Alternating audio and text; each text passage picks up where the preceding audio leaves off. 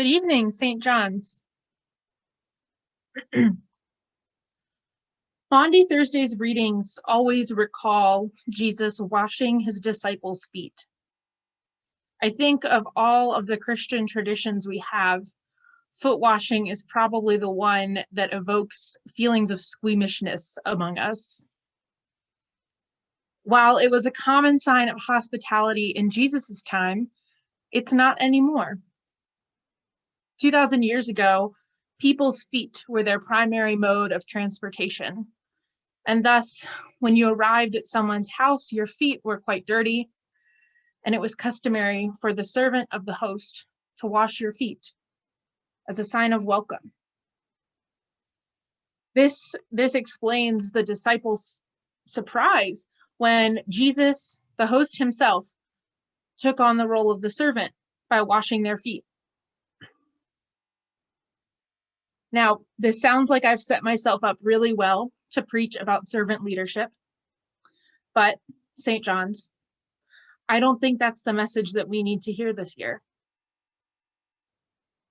We've done a whole lot. Think about all that you've done with your community of faith this year. During a global pandemic, a national reckoning with race relations and police brutality, California wildfire season, and the election of a lifetime. Take a moment and recall all that this community, that you, have done in the midst of it. This community has been eager to jump in and respond to the call for help however it can. Be it sandwiches, a COVID-safe nativity experience, caring for the physical grounds of St. John's, delivering communion around to people all over. You all know how to respond to the call for help and leadership. I don't need to tell you about that. If I asked you to think of the most recent thing you did to help someone, I'd bet it would be within the last week. Am I right? But what if I asked you about the most recent time that you asked for help? How long has it been? There's this awful phenomenon that binds so many of us. We try to minimize our own pain, our own need, our own suffering, because surely someone, somewhere, has it worse. Polite American society has taught us not to complain, but to be grateful. We should always look on the bright side and find the silver lining.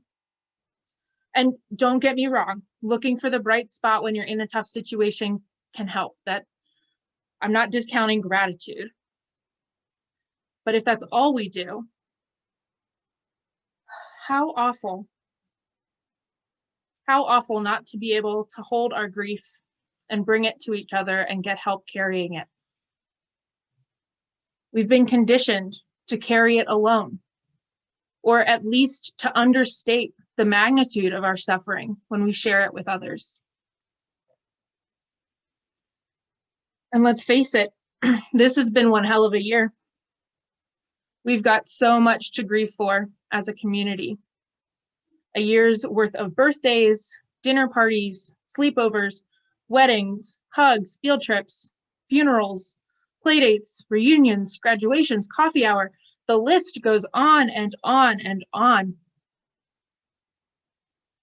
And we each have personal grief too. I don't know what yours is, but mine includes not getting to say goodbye to a dear uncle before he died this winter. It includes watching my cousins gather for a socially distant campout on the family farm back in Maryland, 3,000 miles away. It includes just my little rituals and routines that I enjoy at the airport when I'm traveling. Who knew? It includes my commute to my part-time job with my next door neighbor and the CVS and Starbucks stops that we would make along the way. And heck, it even includes taking my homework 2 blocks to the school library just to be in a different quiet space. So with all of that in mind, all of our grief and all of your grief, we enter our second COVID Triduum. This one long liturgy that begins now and extends all the way through the Easter Vigil. Scott mentioned that this service will end abruptly, and that's because there's not a dismissal. Tonight's service isn't the ending of the service. Tomorrow is Good Friday, where we journey with Jesus as he approaches the cross and is crucified. And then there's Holy Saturday, the darkest day of the Christian year, the day that Jesus is dead all day long.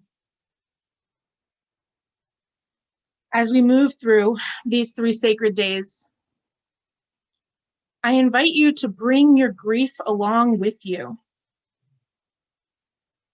to feel the weight of all that we and all that you have lost, to reach out for help. Call a friend and share what you're feeling so they can sit in that grief with you. Jesus couldn't carry his cross by himself. He needed help too. It's okay not to be okay, especially in this community. St. John's, you know that people will show up for you when you ask, because you know that you will jump at the chance to help each other. So give the gift of offering, give the gift of letting people help you. They really want to. And with all there is to grieve, it is better to be in that grief with others than to be in it alone. And we're all there anyways. No one is exempt from that, given the year that we've had. So since we're all there, in the pits of grief, going through this holy Triduum, let's intentionally be there together and see each other's grief and hold it together. Amen.